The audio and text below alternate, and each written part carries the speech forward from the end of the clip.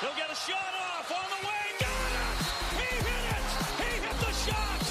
Syracuse wins it! Syracuse at the buzzer! Hello, everyone. Welcome in to another episode of a Syracuse basketball podcast. Joined today by Christian Guzman and Dom Chiappapone, if I'm saying that correctly. Yeah, it's close enough. Welcome in, guys. Syracuse wraps up a Maui Invitational event, going 1-2 with losses to Tennessee and Gonzaga, both nationally ranked teams, and a win over Chaminade. A lot to talk about. Jam-packed event, very eventful for Syracuse. Let's start, Dom, with you. What stands out to you about Syracuse's showing in the event? I think especially after Wednesday night's victory, I think this is honestly the expected result. Like, we knew that the Maui gauntlet was going to be tough, particularly with Tennessee and Gonzaga for different reasons. They just have the clear talent advantage by far. But I think the more important question is, I think we got a better sense of what the roles are for a lot of these players. I think when you're looking at guys like J.J. Starling, Chris Bell, Naheem McLeod, especially, we got both signs of what their strengths are, and I think the promise of that. But I think we also saw, especially against Tennessee and Gonzaga, some of the limitations they have. And I think what Adrian Autry's going to have to figure out here is, and he'll figure this out over the course of the next, 4 or 5 non-conference games, which I'll talk about later, but those are pretty big when you look at facing Virginia, facing Georgetown, Oregon, and then in the neutral site game, that there's going to be a lot of plug and play. But I think, honestly, my big thing is that this was an expected result, but also I was honestly pretty optimistic in terms of, like, for the most part against Tennessee and Gonzaga, Syracuse was mostly in the realm of being at least close. It was, for Tennessee, they were trailing by 3 to 5 points for majority of the game. Against Gonzaga, it was like 8 to 10 until things kind of went out of proportion the last few minutes of both those halves. But I'm honestly pretty, I think, content with the results. I think especially the Chaminade win will bring a lot of more optimism over the next few days. And obviously, I think heading to winter here, there's going to be a lot of big games that the Orange are going to have to pull off here to kind of be on track once the ACC schedule kind of starts ramping up. Yeah, Dom, the result, I think, is not unexpected, realistic expectations coming into the event. Probably 1-2, right?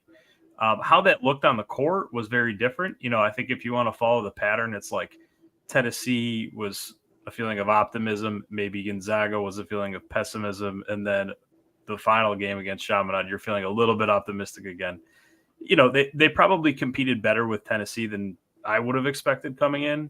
And then on the other side, you can hold me accountable. I actually picked Syracuse to beat Gonzaga. Boy, was I wrong on that. They just were not competitive in that game. And then they just blew the doors off of Chaminade at the end. But Christian, yeah, kind of along those lines. Are your expectations for this team any different before they were coming into this game? No, I think everyone expected that if Syracuse was going to get a win in Maui, it was going to be against Chaminade. Everyone remembers Chaminade's a Division II school, meaning they're the ones who host the Maui Invitational in its regular format. So that's why they're in this field. But what you also attribute that sense of optimism to as well is a lot of what we saw in those games was that Syracuse, like Tom said, could hang with some of the bigger teams. And I think there's more frustration that from Syracuse fans that Syracuse couldn't close out those games, instead of a feeling of defeatedness of Syracuse just is not in a position where they can even be competitive against a ranked team, let alone just a Power 5 team. Because this was the first true test of, okay, what does the Adrian Autry era look like? And, there are definite signs of at least there is a direction of where the team needs to go, but the baseline is good enough that if you catch a team on a bad day, there's an opportunity for Syracuse. And I don't think we could say that a lot over the last couple of years.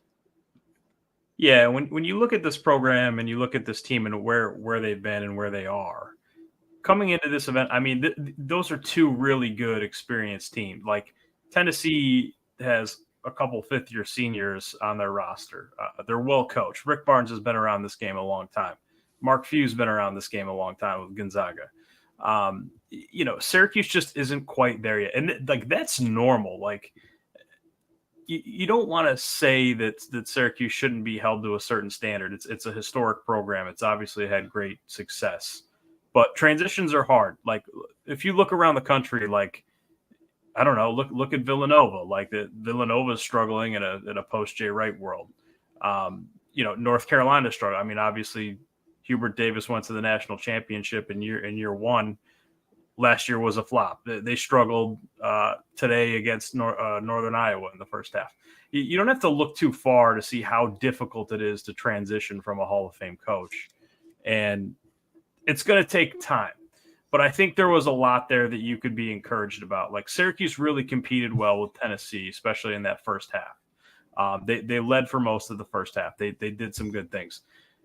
You can point to that game and say, they have to rebound better. They have to defend better. They have to lock in.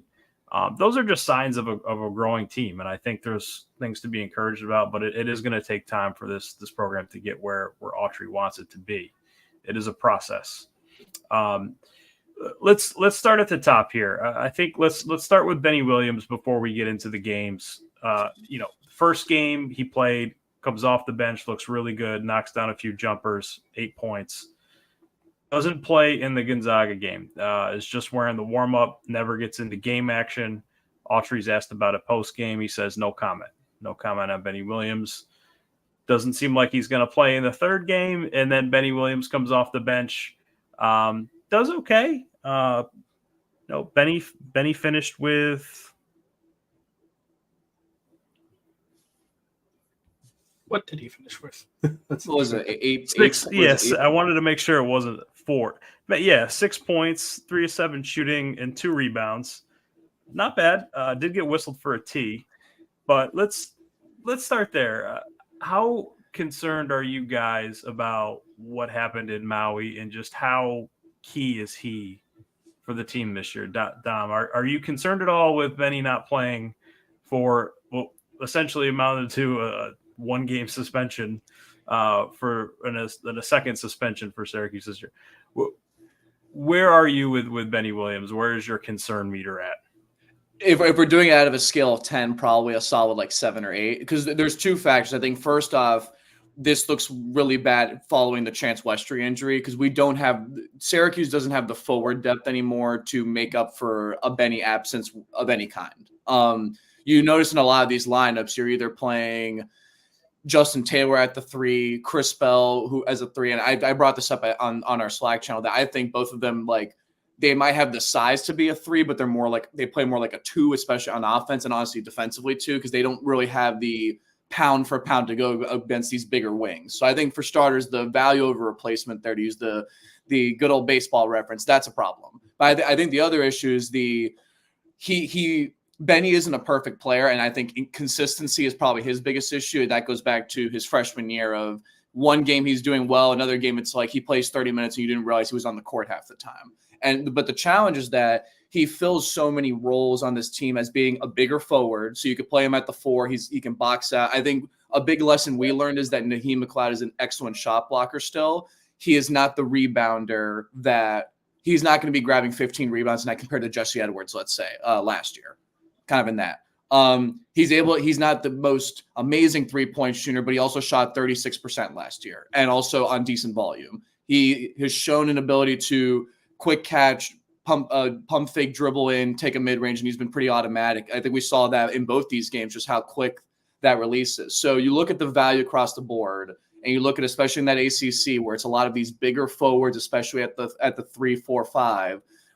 Syracuse cannot afford to lose Benny, because even if he's not peak what his potential is, that is a valuable position in college basketball. Especially, it's especially valuable for, I think, this iteration of a Syracuse team that's lacking size, and I think that's lacking outside shooting. Yeah. Christian, where's your concern meter with Benny Williams, and just how important is he to Syracuse, do you think, in your mind? No, it's definitely very concerning, because I think you saw clearly in the Gonzaga game, without at least some sort of athletic presence at the 4 spot, Syracuse is just not going to rebound, and it's going to give up too many offensive rebounds. On the flip side, not even get as many offensive rebounds on their offensive side to compete with these teams. Gonzaga didn't have a great shooting day against Syracuse, but made up for it by absolutely dominating on the boards and on second chance points. So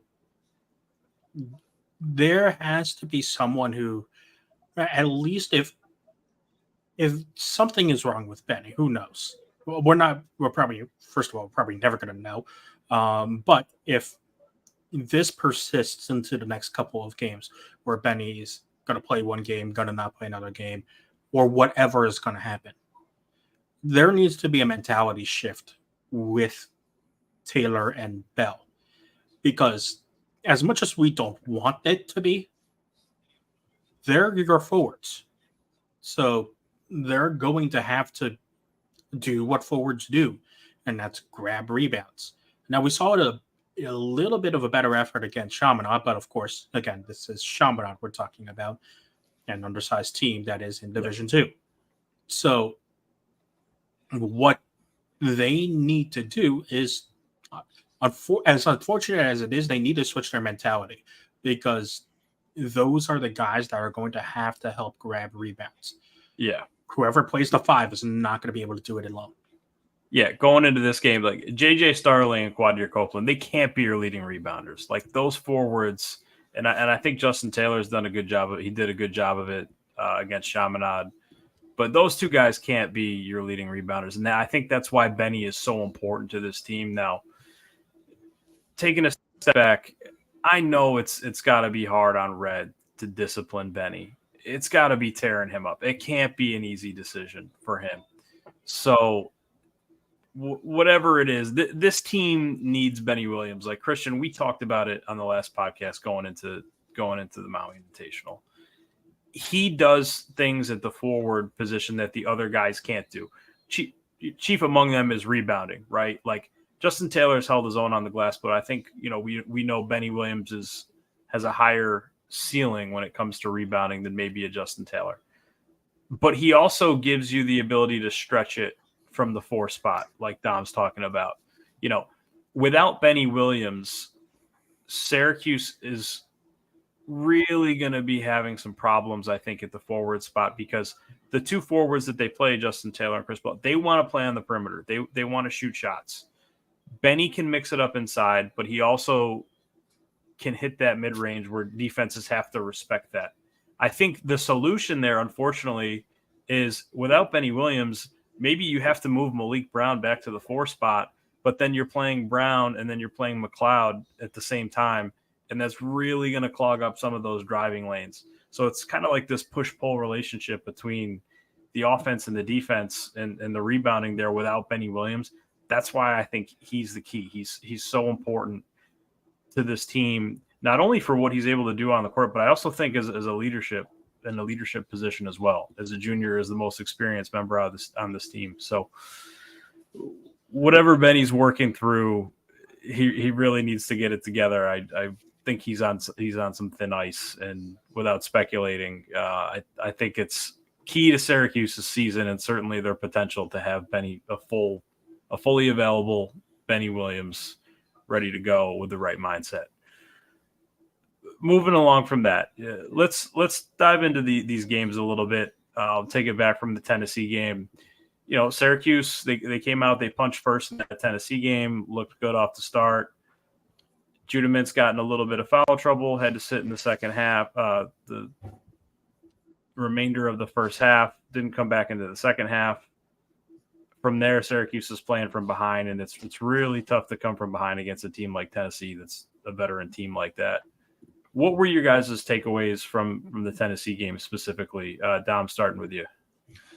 Well, I think the big thing is, first off, again, I think we can't stress enough the reputation Tennessee has, especially on defense, just like over the past couple of years. Like Syracuse actually putting up a good fight against like that caliber of team is honestly, like, I think still, again, we talked about it more on the optimistic side. I think what did stand out, though, clearly was and this kind of goes back to the whole conversation on offense, especially who else is creating outside of Judah Mintz? Because we saw Judah Mintz, especially in that second half, kind of get hot late after he didn't have his first field goal until like the 9-minute marker, the 9:30 marker in the second half. Like but then he caught fire at the end. But outside of that, it's like who else? Because Starling kind of had like a mixed on and off, I would say, Maui Invitational. Like he looked good in certain moments, but the other times he kind of struggled to finish around the rim. He hasn't really done anything really beyond mid-range, to be honest. Like even the 3 ball is pretty much non-existent, at least through 6 games so far. Yeah. And you look at the rest of the roster, especially the bench too. Like Kyle Cuff has had his little heat check moments off the bench, kind of knocking down some open threes.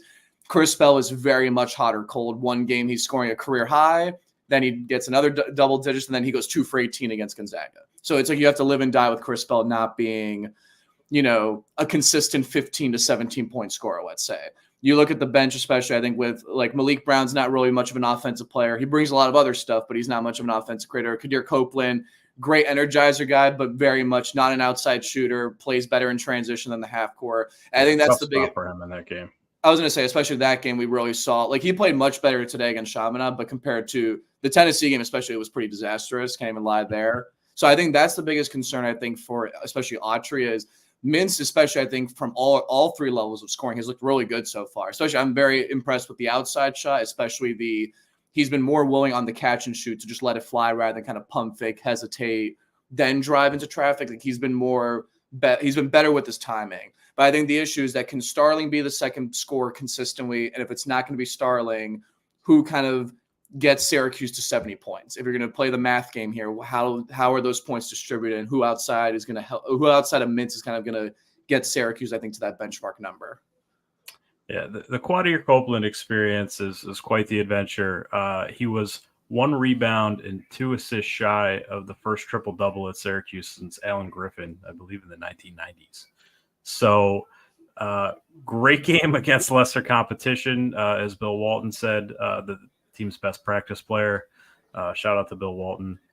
Learned a lot from Bill Walton during these last 2 broadcasts. But, yeah, I don't know if you guys caught in the Chaminade game, Kadir Copeland kind of stepped out of bounds and Autry just let out an audible, like, Kadir, like just a frustration, exasperation, with his sophomore forward there. So Copeland, yeah, interesting player.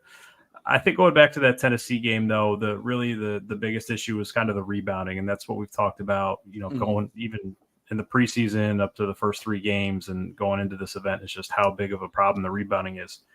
Out-rebounded by 15 by Tennessee. Not better the next night without Benny Williams. Gonzaga out-rebounds Syracuse by 20, and then before finally, beating up Chaminade on the glass. Obviously, really like a non-starter there. You wouldn't expect Chaminade to be able to compete with Syracuse on the glass, but Syracuse did out-rebound the Silver Swords 55-30. Christian, in your mind, is the rebounding, specifically the defensive rebounding, is that the biggest glaring issue with this team, and do you see that persisting going into that LSU game and beyond? Oh, it's definitely going to persist. That's just the unfortunate nature of how this Syracuse team is built. And that's unfortunately, like you mentioned, that's going to be the biggest hindrance to this team. Like just touching quickly on the offense, like you know what you're going to get out of this offense. Likewise, you know what you're going to get out of this defense. But on offense, like I don't think that it was necessarily a bad showing from the offense, more so unlucky, because Taylor and Bell aren't going to be that cold always from 3. There were some pretty good looks that each of them had throughout the entire tournament, and they just weren't falling. So they're not going to be that cold from those type of high percentage. Those weren't the Maui rims either. Like those rims were really tight. Field 68 actually compiled some data across the entire tournament and found that teams across the board were shooting a lower percentage than usual. And the same, and the same can be said for the drives as well. I think Starling would have had a much better tournament if some of the his shots were kinder on the rims, because there were a lot of tough layups that on a different court probably would have gone in. So I don't think necessarily offensively it was bad. The only thing on offense that needs to happen is what you're going to get from Starling and Mintz. They're going to dribble, drive, and try and score. Can Bell and Taylor do something else to get a shot? because a lot of what we've seen is still what we know from Syracuse, which is stand around and wait for something to happen. There's got to be something else, more honestly, more pick and rolls, pick and fades, would probably be like this team should be a pick and roll team / pick and fade team. And they should probably implement that a lot more with the amount of dribblers that they have and the outside shooting talent that they have on offense. But on defense, yes, the biggest worry on this team is defensive rebounding, because as we mentioned, the Maui rims weren't kind, and that affected Tennessee and Gonzaga as well. What happened was that in those games, as we've mentioned, those teams just outright dominated Syracuse on the glass. And sometimes, a lot of the times, it just came down to either effort or a numbers advantage. And neither of those things can happen as you get deeper into the ACC schedule. What's the obvious answer on how to solve the rebounding issue? Because from a personnel standpoint, right, like I think the answer would maybe be moving Malik Brown back to his natural 4 position, but offensively that just crushes your driving lanes. I think they don't want to do that. I think, honestly, just getting the numbers in the paint. Like, I know this team wants to play fast and with tempo, but you can still do that if you have 4 guards at the free throw line waiting for a rebound, or even 2 of the forwards at the mid block. Like, this team will, because of its natural athleticism, they'll still find a way to tire out opponents in transition if they grab a defensive rebound. I mean, as we kind of mentioned last week, there are way too many cherry pickers on this team that want to drift. As soon as a shot is taken, start running the other way. Like, you've got to get the damn ball first before you actually think about a transition game. It's like a receiver in football trying to turn up field before he makes the catch. Like, make the catch first before you use your athleticism to demolish your opponent. So I think it's just a pure numbers game. Get people in the damn paint. Yeah, it has to be a concerted effort. You know, I like what JJ Starling's done. He's stuck his nose in there and he's grabbed a lot of rebounds. And when he gets it, he wants to push. I think, you know, we've talked about that too, is that's kind of what's prevented the transition game a little bit, is not being able to close out defensive stops and get out. I just don't know that like this is like going to be solved in the near term. I just think that like if Benny Williams isn't up to speed and you're forced to play with Justin Taylor and Chris Bell, like Chris Bell's got to be able to get in there and grab more than 2 rebounds or 1 rebound a game. Like if he's playing that forward spot, he's got to be able to get a couple. Quadir Copeland rebounds well for his size. I mean, he gets in there, but you know, for all of the energy and enthusiasm that Quadir brings in sometimes in that Tennessee game where he's coming on at a tough stretch and he's prone to turnovers and, you know, making mistakes. So I just don't know that it's a solvable problem. You know, we did see Peter Carey early in that first game, just looked out of sorts, just looked like he wasn't really ready. Monir Hema did get his first run of the season against Gonzaga. I think he's just kind of like a Naheem McLeod light, like he's just 2 inches shorter and he plays very similar to Naheem, and Naheem gives you a little bit more. But then again, with Naheem, I don't know that he's necessarily the best one-on-one defender in the post. Like we've seen him, if he's out kind of on that low block, like guys are able to just kind of go by him and finish on the opposite side. Or, you know, I think he's better in the zone, but then again, Syracuse doesn't want to play zone. So there's a lot of personnel problems that clash on this team that don't necessarily fit one direct play style. But Dom, you know, looking at this event as a whole, and specifically maybe the first 2 games, I mean, what was the biggest issue, and what do you think Syracuse can do to correct that, you know, going forward the rest of the way? I think it's honestly an identity issue, but not kind of like what we've been talking about with football, where it's like we have an identity and then wait, oh, never mind. I think this is just the early season growing pains of trying to figure out what Autry has. Christian, like you brought up the point of like this team has natural athleticism to get out in semi-transition, like kind of like 3-on-3, 3-on-2 situations. Maybe one option could be you can stagger. Like the problem with this team is that they're either forced to play small ball to keep the spacing and you put Malik at the 5, or you have to play bigger, but then you kind of sacrifice offensively. Maybe one solution would be find a way to stagger more the Mintz Starling minutes. So maybe you have Mintz at the 2 and the 3. You've got, let's say, Bell and Taylor. So you've got some perimeter guys, and then you put Brown and McLeod together to kind of like you get a little bit of everything, and then you kind of switch out Mintz, put Starling in. So maybe staggering those minutes I think could help offensively with keeping the pace, and I think also dividing up the workload, because I think Mintz, I think, has proven after 6 games that he has taken the leap compared to last year already, and we've still got a whole season to go. The question is the support around that. And I think giving Starling more reps on the ball, I think would solve, honestly, a good amount of the problems. The other challenge for Autry that was hinted about, I know I wrote about it, I know all of us have talked about it, is the fit of Mintz and Starling as a backcourt, which I think honestly still works. Like, this is not a complaint on that, but they do play a very similar style. They need the ball in their hand. They can be on the perimeter, but teams are going to be willing to let them take 4 or 5 threes a game if it means that they don't get free throws and trips to around the basket. So I think overall, especially again with the next 5 non-conference games, especially where you've got a mix of clearly teams that Syracuse should be very favored to beat, coupled with a couple iffier games that will be more competitive, especially in the neutral side on the road. I think this is where we're going to kind of see what the official identity of this team is. And I think Autry over these next 4 or 5 games is going to figure out, like, what does he actually have, and kind of finalize that rotation heading into mid-December. And the important thing is that Taylor and Bell can't let the Maui rims affect their performance, because as Mintz and Starling get scoring in the paint, and they will score in the paint, teams are going to start double teaming them and start commanding, attention to them with help defense. And so that's going to leave kick out opportunities in theory for Mintz, for Bell and Taylor. So they've got to keep shooting, because if they can't command attention, it's going to be really easy to stop Mintz and Starling with just double teams. And then eventually those drives to the rim are going to stop working. Just to add another thing on the defensive end, like, there's got to be an aggressiveness to actually attack the down ball when it comes off the rim. And this was even a problem when Jesse was with Syracuse. There were so many times when it just felt like the centers on Syracuse had butterfingers, and the balls were just tipping off the tips of their fingers and rolling out lazily for a throw, an inbounds underneath. Side note: Syracuse does not know how to run an inbound play for some goddamn reason.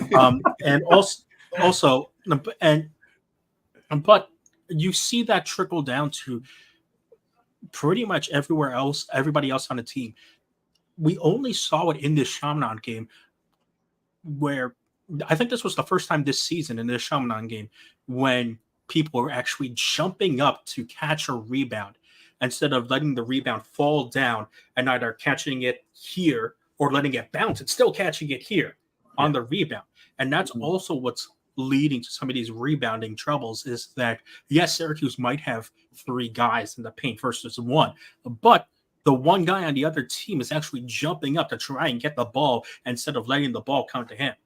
So attack the ball on the rebound. Actually show a want to get the ball instead of letting it fall to you, is something that I could see help Syracuse in its rebounding efforts.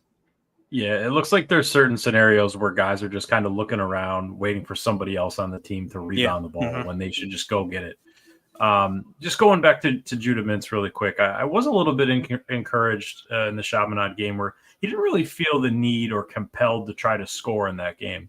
I think that's really important, because I think through the first 5 games, he's really had to carry the offense. Like, when the offense has been breaking down, he's kind of been the guy to attack off the dribble and force a play. For him, I think once he gets by his first guy, he's just kind of in his mind so determined to score that he might not see the play develop around him. I think he's got to be able to make that secondary read and find a guy and make a pass.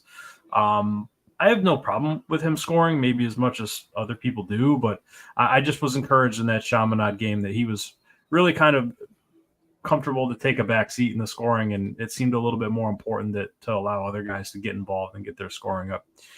Going back to your guys' point, I like Chris Bell and Justin Taylor absolutely have to score for this team. Like, it can't just be JJ Starling and Judah Mintz. Like, those guys have to produce. It was a tough couple games for Justin Taylor. I think there's a way for this team to utilize him a little bit more. Christian, maybe as you're saying, is like sort of like a pick and pop. Syracuse runs that double fist set. They have to run him off screens a little bit more. I think they have to look for him more as a shooter and try to establish him. It's a little bit more of a tough ask for him to, just kind of get shots off kickouts or just be kind of like a third or fourth option out there. I think they can involve him more. I think they can utilize him more, and they're going to need his point production. Dom, or maybe also because we make the Justin Taylor Buddy Boeheim comparison a lot. Why not also use him like what they did with Buddy in his senior year, where he at times took over ball handling duties? I mean, we've seen it enough times, and even with Bell now Bell has actually impressed me that he's actually improved a little bit with his dribbling. I was just going to say that too. Over this Maui tournament, he's definitely improved in his dribbling, shown a bit more willingness to put the ball on the floor and drive. Yeah, and Taylor's always had that. So why not give those guys some ball handling duties for a couple of possessions, and then if they don't find something, you stick Judah/JJ in the corner and have them go for a baseline drive, because a baseline drive is going to be just as effective, maybe even more so than a typical alley drive than what we see from them. I don't know if they need Justin Taylor to like handle the ball up top though. Like I think they have that handle. Like maybe against pressure as like a secondary release option, but like up top, I mean, they have those guards that are able to play. Like I think they can get him the ball, like maybe like elbow extended and like give him like a post touch and let him do maybe like the Buddy Boeheim, like, well, yeah, no, I'm not suggesting down. Yeah, I'm not suggesting Buddy take the ball up the court. What I'm suggesting is, give the ball to Justin or Chris, and let them dribble around the perimeter a bit, and like tell them, hey, it's okay for you to dribble around the perimeter to move your guy before making an attack to the hoop, instead of standing and then pump faking and then either shooting or driving. Like, it's okay to move around with the ball a bit. Because I'm with you. I think that's also something we see with Judah and JJ at times, is that yes, the ball is stagnant because they're also stagnant and they're waiting for something to develop as well magically. So don't be afraid to dribble around with it, because I mean, God, Jose Alvarado is not your defender. It's kind of like the big man theory, where like you got to give the big man a touch, keep him involved in the offense, keep him satisfied. I think that's similar for Justin Taylor. Like get him some touches on the ball just so he's comfortable. Obviously a tough tournament for him. He didn't score in either of the first two games, but in that Chaminade game in the second half, he came out. He hit 3 threes. He was able to get his defender to bite on a pump fake and hit a pull up too. It kind of felt like that was an important moment for Justin Taylor. Not that, he's not confident or, can't score, or he doesn't think he can't score, but just to get his rhythm back going into that LSU game. Dom, did you sense that as well, that just getting Justin Taylor into rhythm and making a few shots was important for him going forward?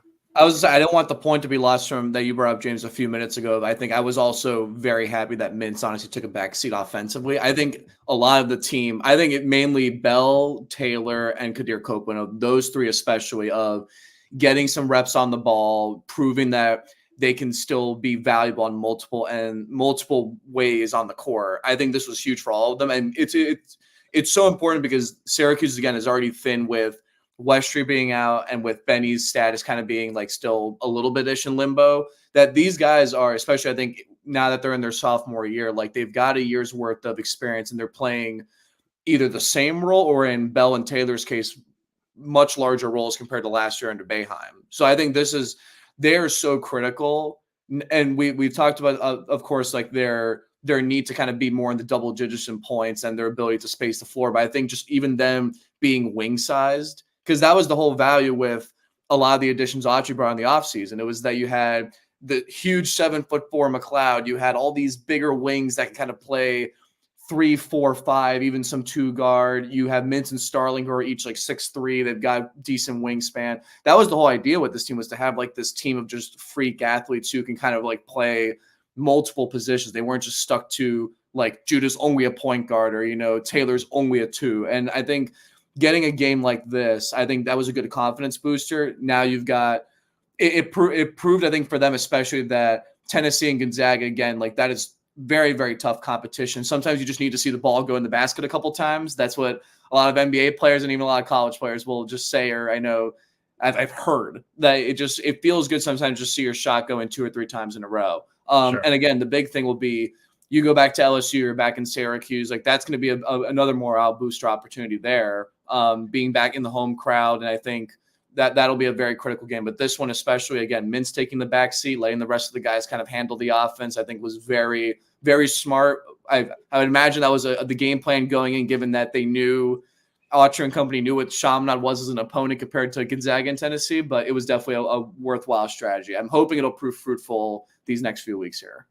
Yeah, and along those lines, Christian, you heard Autry kind of in the preseason say he wants to play with depth, saying as recently he wants to play 9 guys, played 10 tonight. What have you seen from the Syracuse bench in this tournament? And then going forward, I mean, what do you make of kind of the depth? Is it sustainable? When you look at guys like Kyle Cuff, Quadir Copeland, and Benny Williams now, what do you see from the depth in the Syracuse bench going forward? I think it's definitely going to shorten because as much as Copeland's had a couple of good games, it's come against much lesser competition, and we've already seen his influence not be as good in the against Tennessee and Gonzaga. So it's going to shorten to an 8-man bench. I think it's going to be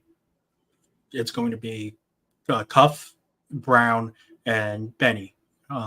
If Benny doesn't get back in the starting lineup, or who knows, one of the forwards, whoever's the odd man out of the Bell, Taylor, Benny situation. Let's put it that way. But it's going to be one of those guys, Brown and Cuff. I think those are the guys that eventually, I know Red wants to play with a deeper bench, but eventually you just got to have to throw your hands up and say, okay, these are my options. And at least at the very least, it doesn't seem like he's in a Boeheim situation where he literally only has one option off the bench that you trust. I think you do have decent options to trust in Brown, Cuff, and then one of the 3 forwards. So it's not as dire of a situation as what we would maybe have seen in Boeheim under later years. But the pipe dream of a deep 10-man rotation, I think, is unfortunately getting the kibosh really quick. Speaking of throwing your hands up, one guy who does throw his hands up a lot is Naheem McLeod. Definitely a big interior presence in this event. The one person who was enamored with Naheem McLeod about the last 2 games was one Bill Walton. We got to talk about Bill Walton a little bit. I learned a lot from him during this last couple game stretch. I learned that Bill Walton. I'm surprised that he never called a Syracuse game before, and it's apparent that most of the Syracuse fans didn't realize that either. No doubt, and it makes sense. Like, he was doing Pac-12 stuff, and he's out on the West Coast with Dave Pasch, so he'd probably not ample opportunity to do too many Syracuse games. But was a little bit surprised to learn that he hadn't done one in the past. But Bill Walton, I did learn he has been to Turning Stone at some point. I don't know when that was, but he knows at least where Turning Stone is. We also learned that Bill Walton is a big fan of colors, to nobody's surprise. He's also an incredible fan of Jeremy Grant, by the way. I swear you heard his name at least like 15 times over the course of these 2 games. I don't know why the Jeremy Grant references just kind of kept coming. I think he was tired of talking about Naheem Nelson or Nelson McLeod or whatever. Bill Walton is an experience. I guess for some Syracuse fans are a little bit frustrated, which I get, because like Bill Walton is just such an unserious color guy, and if you want to be locked into a serious game, he's not the guy for that. I think he was the perfect guy for the Chaminade game. Like, there's nobody better to call a game in a non-competitive blowout where one team just looks like they want to be anywhere other than basketball. This slate is perfect for Bill Walton tonight because, first of all, it's Chaminade, and so Bill Walton will make any game entertaining. And then it's beloved UCLA next, which is happening right now against Gonzaga. So, like, this is the perfect slate of Bill Walton games to digest. Yeah. The Bruins, the Conference of Champions. Come on. One of the 9 best programs in the Pac-12. Now, Bill Walton is great. I'm a big fan. I don't know. Where do you guys fall on Bill Bill Walton isms. It just shows you the age of the Syracuse fan base. Sorry, guys. A lot of you are from an older generation. Tom and I love Bill Walton because he is dumb, and that is awesome. He brings character to the game of basketball. Yeah, that's he made Pac-12 basketball interesting. I mean, you're telling me you're gonna watch Cal come into the Dome next year and not think of Bill Walton? Or come on, who's willingly turning into in the past 12 years an Arizona State Oregon State Pac-12 basketball game at night? If Bill Walton's on the call, you willingly turn on to that. You will willingly turn on to that game. You will turn on to that game to see if Bill Walton brought a cactus into the arena. And you will turn on to that game to see if Bill Walton will eat a lit candle. To the olds out there, yes, that is something that happened. There are gifs of it on the internet. Bill Walton is a trip. Okay. Switching gears here, kind of going forward to, the LSU game. It's an opponent that Syracuse on paper should probably beat. Coming off of these two games, are you guys? Do you think there's anything to the idea of, playing these two top, let's call it 15 teams, identifying some weaknesses here, and that's going to help you kind of throughout the rest of the season, but specifically in this critical non-conference stretch, starting with LSU, where you really have an opportunity here, and it becomes important to kind of pick off some quality teams in the non-conference before you get into conference play. Do you think this is helpful for them, or do you take the other side and say, Christian, maybe their confidence is a little bit hurt after losing those two games, and you can drop a game like the LSU game? I'd be shocked if their confidence was dropped at all. I mean, this is a very young team, and yes, it's a young team, but I don't think just in the modern day of basketball that happens. If it does happen, there's a much bigger issue to be talked about. But I just don't think that happens this day and age. But the only thing that you would probably worry about just in this December stretch is something that we've talked about, James, before. It's just that the schedule isn't as heavy as it would normally be under a Jim Boeheim rule. Under a Jim Boeheim rule, Syracuse would be playing every Division I New York basketball team under the sun, and in a 5-week stretch in December, and there aren't that many of those. So, like, you could argue that more match sharpness is a thing that could be worried about. Court rust after taking a couple more days off than you probably would normally see a Syracuse team. But I don't think it's a bad thing to ever play tougher competition because, Agreed. Like you said, Syracuse now has a clear idea of where it is good and where it is bad. So not only is that something that you can and work what it on, looks like, yeah, and what those top teams look like. Mm-hmm. Like you probably already played Tennessee. Yeah. Like who in the ACC is going to be better than Tennessee? I was going to bring that up. That you've got Duke, Miami. I was like Duke, Miami, go Canes. Unfortunately, my alter ego. UNC on a good day, maybe Clemson, and then after that, like when Andy Katz brought up like Q's could finish between 5th and 8th in the conference, like it actually was a pretty true statement because I think Duke is still a pretty dominant team moving forward. I think Miami, like I'm not even being biased, like they look the same from an offensive and a talent standpoint as they did last year. With Larry Naga there. But after that, it kind of is very much like you catch a team on, like look at Virginia, for example, where you catch them on the wrong night and they can barely score 40 in a game. So there is a the challenging part, I think, kind of if we're looking at the schedule is that to answer that question, by the way, like I think this is a good confidence booster. It's at least a confidence booster for the fans because remember that we were in the ACC Big Ten Challenge and Illinois waxed Syracuse like 73 to like 40 something. Yeah. The fact that they were in these Tennessee and Gonzaga games for 30 of the 40 minutes is a good sign. And more importantly, as you guys were talking about, this is besides maybe that Duke game on the road, just because that's a tough game, like no matter what you do, these are two of the 3 or 4 hardest games all year. If we're talking regular season, and you're looking at the next upcoming slate where you've got like Virginia on the road, I think LSU followed by that Virginia game. Those two games are just going to be so big because LSU should be a very good win at a conference, an SEC school. Like that's just a good, like very good morale booster. But that Virginia game on the road, I think with Virginia in this current state where they look a little bit on the, I'm not going to say that they're beatable, but they're at least more beatable than they were compared to the middle of last decade. So I think there's a good confidence booster. And again, you'd rather have the growing pains happen earlier rather than happen in January, February. And I think that's what happened last year it felt like every time Syracuse had a win or two, it just completely plummeted and there was no consistency and no identity. And let's remember, no question.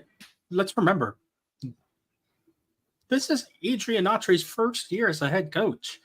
Like he's no longer, just focusing on, coaching individual players or position groups on the sideline. He's trying to manage a game.